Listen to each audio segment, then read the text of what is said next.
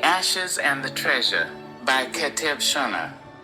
On an island, kissed by fire and sea, where the clouds gather atop the great volcano of Fogo like whispering ancestors, there lived a people who knew the heat of the earth and the rhythm of the tides. The sun rose with purpose over black sands and fertile soil, and the winds carried the stories of old from peak to shore. In this sacred land, beauty was not just seen but felt.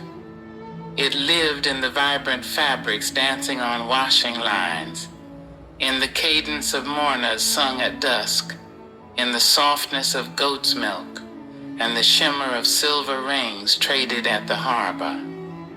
Fogo's people were known for their laughter, their pride, and their fierce resilience facing drought, eruption, and scarcity, with a stubborn hope passed down like seeds. But there was one story, told softly around fire pits under star-blanketed skies, about a young man named Olivio, a tale rarely told in full, unless the listener had ears ready for truth. Olivio was born during a year of abundant harvest. His family, once modest, grew prosperous.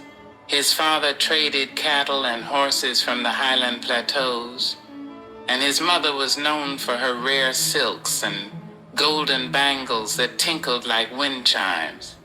As Olivio grew, so did his hunger, not the hunger of belly, but of possession. He wanted not only what his parents had, but more, much more.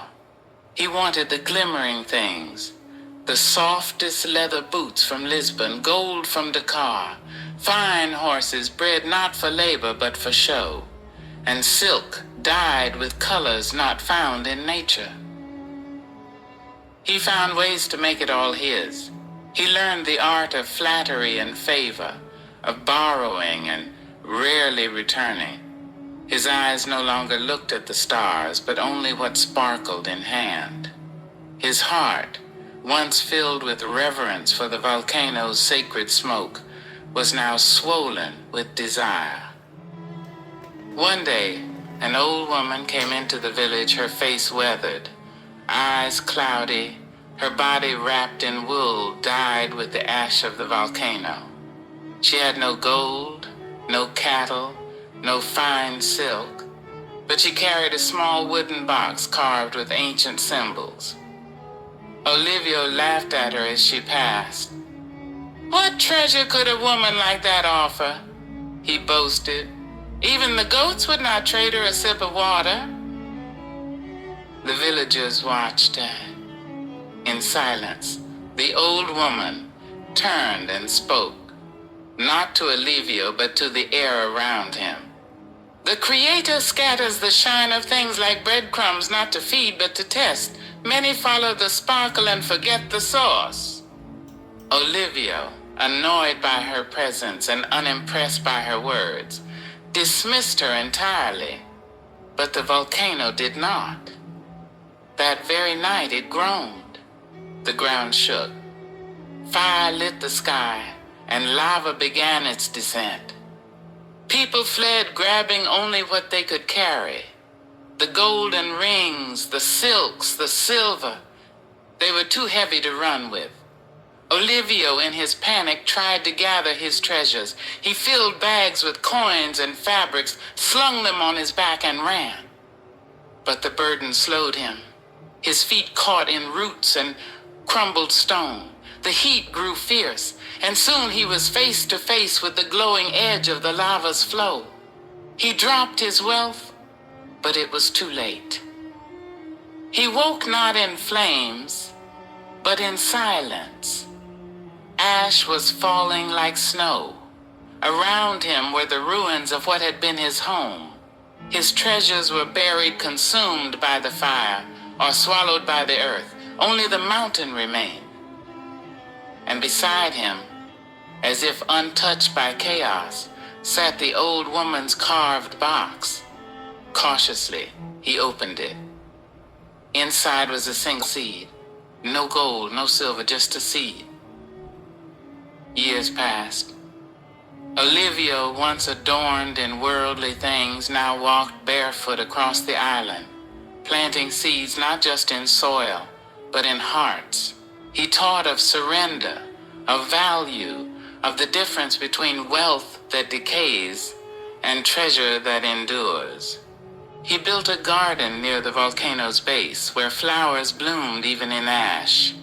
And when he spoke, his voice echoed with the certainty of one who had lost the world, but found something better. This story, woven into the heartbeat of Fogo, is more than a tale of volcanic fire. It is a parable of what seduces and what saves. The enjoyment of worldly desires of women, children, gold, silver, horses, cattle, and lush land has indeed been made appealing. That is the design. There is no shame in enjoying what is beautiful, nor in cherishing relationships or success. But beauty without reverence becomes vanity. Treasure without purpose becomes chains. The Creator, in divine wisdom, allows these things to glimmer before us not as final destinations, but as signposts meant to lead us back to Him. We often fall in love with the glow and forget the sun. We pursue what fills the hand, but leaves the soul empty. There is a constant whisper within, asking us not to be fooled. The soul knows the difference between gold that pleases the eyes and peace that pleases the spirit. There is nothing inherently wrong with possessions. The danger lies in possession, possessing you. When the volcanoes of life erupt, when illness strikes, when finances collapse, when relationships shatter, when time runs out, what remains? Not the gold, not the cattle, not the fine horses, but what we have planted: seeds of service, seeds of truth, seeds of connection with the eternal. The Creator is not jealous of our enjoyment, but protective of our hearts. The finest destination is not a palace in this world, but a place of eternal nearness to the one who crafted our longing in the first place. The pleasures of this life are a warm wind, a sip of sweet water, but they are not the ocean, nor the spring. Let the story of Olivia be a compass. Let the volcano's fire remind you, everything can be taken, but what is placed in the heart and soul. What will you carry when the ground shakes? The answer to that question is the beginning of wisdom.